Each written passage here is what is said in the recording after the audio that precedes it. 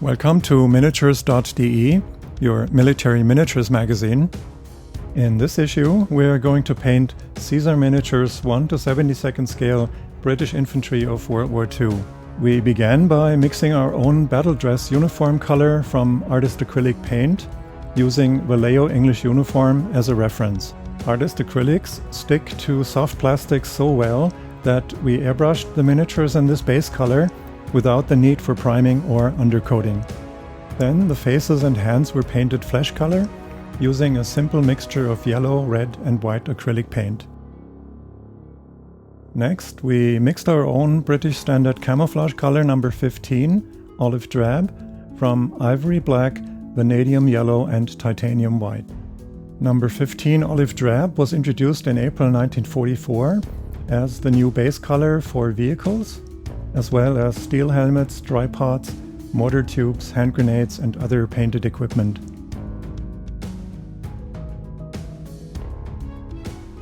Next, we mix a dirty beige using titanium white, yellow ochre and a tiny amount of ivory black.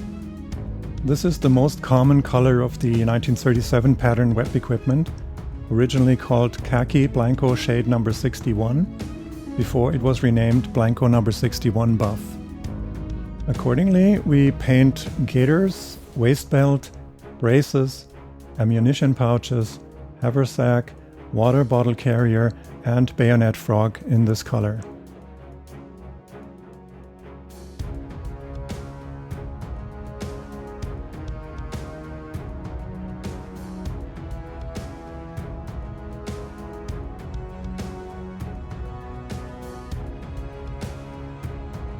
Once the webbing is done, we mix a reddish-brown color for the wooden stock of the short magazine Lee Enfield rifle using orange, burnt umber and ivory black acrylic paint. The 18 riflemen in this set are not nearly enough to raise a British infantry platoon. They will have to be supplemented by riflemen from other figure sets.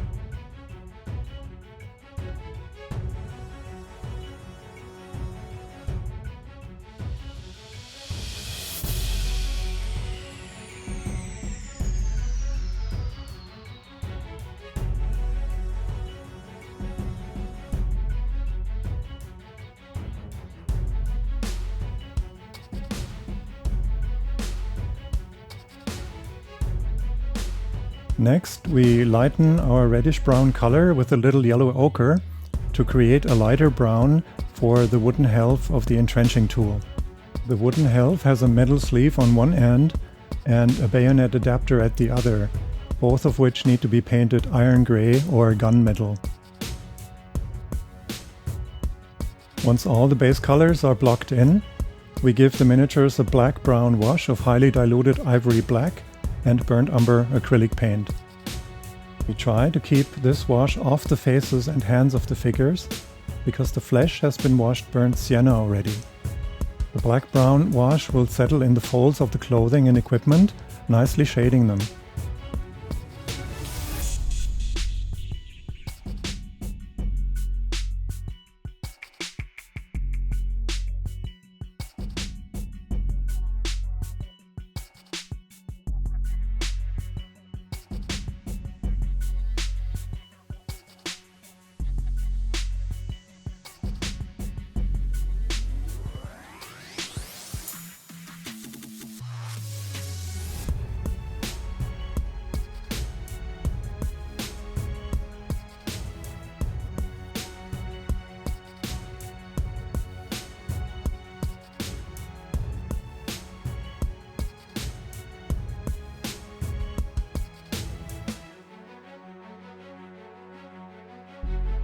Any puddles of excess wash need to be removed with a clean brush.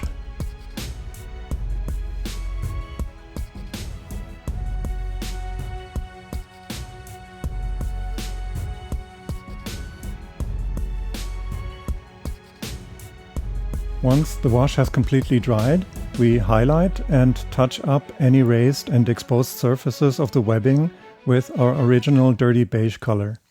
Less is more at this stage. We want the webbing to appear worn and dirty, not freshly blancoed.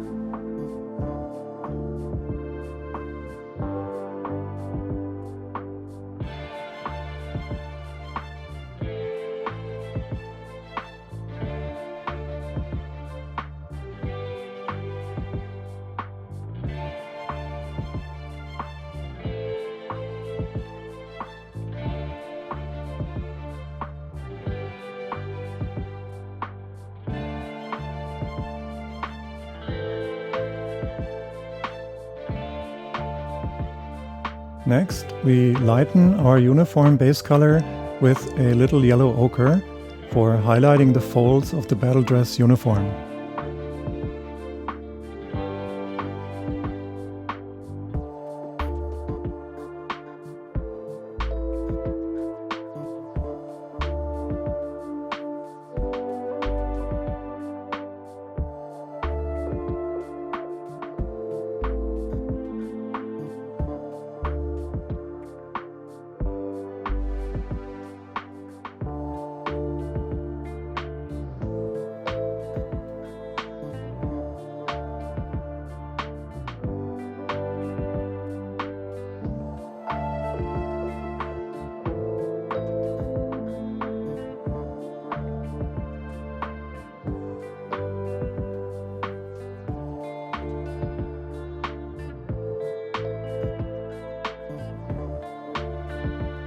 Only the most exposed surfaces need to be highlighted in this way, assuming that sunlight hits the uniform from the 11 o'clock position.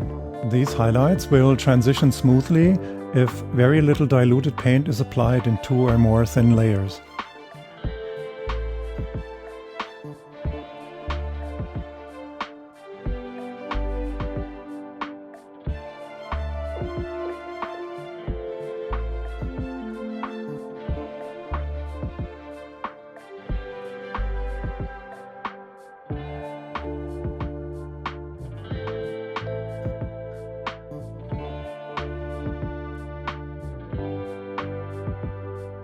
Now we underpaint the rank chevrons of non-commissioned officers in a neutral gray.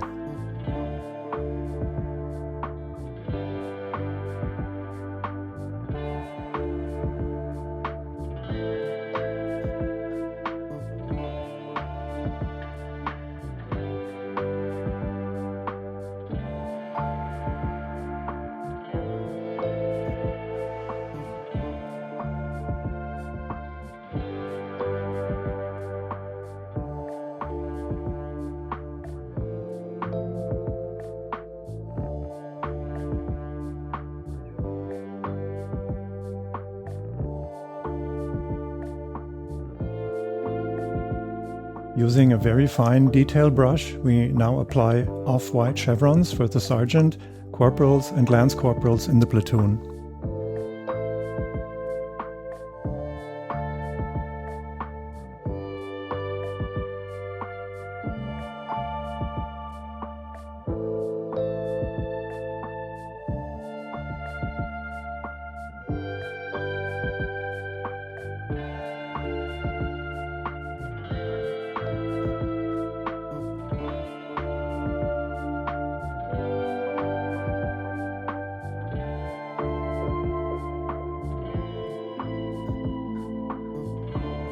Camouflage netting and scrim on the steel helmet is brought to life by careful dry brushing with the same dirty beige we used for the webbing.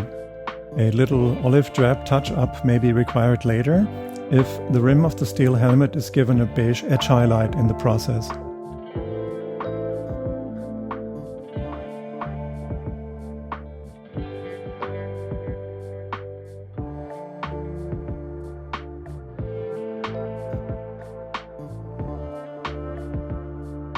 The older Mark II helmet without netting may be dry brushed as well, but only very lightly to make it look scratched and dusty. The hose, valves, fuel tube and nozzle of the flamethrower are painted neutral gray.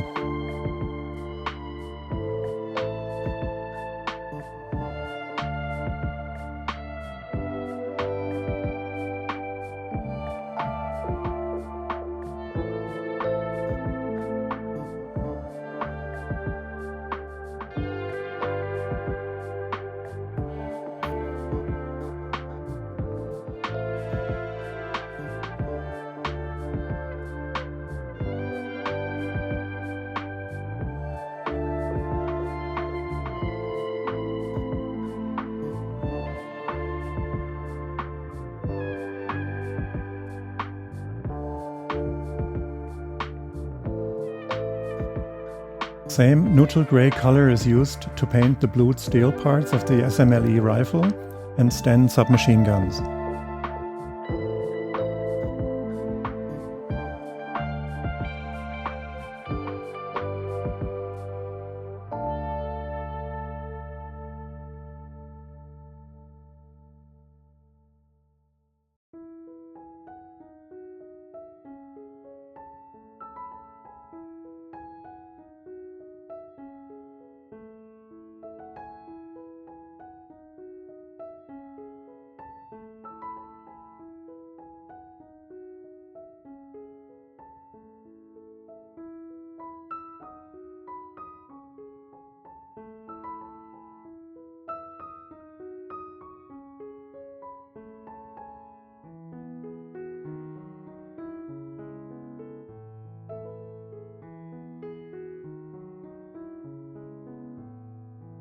The bayonet and scabbard are painted neutral gray as well, but the bayonet frog will have to be touched up in our beige webbing color. Next, the water bottle is painted dark brown, mixed by adding burnt umber to the reddish brown we originally used for the rifle stock.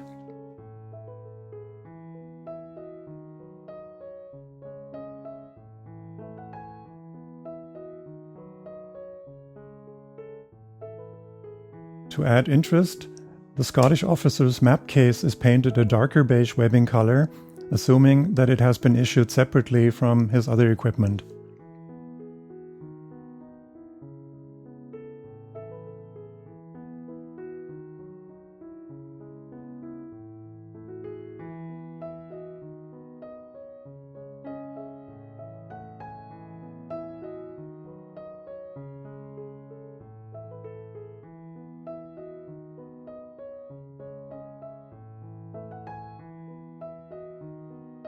Right, so this is what Caesar Miniatures late war British infantry look like once they're painted and ready for action. Thank you for watching. For more information, please visit our website at miniatures.de.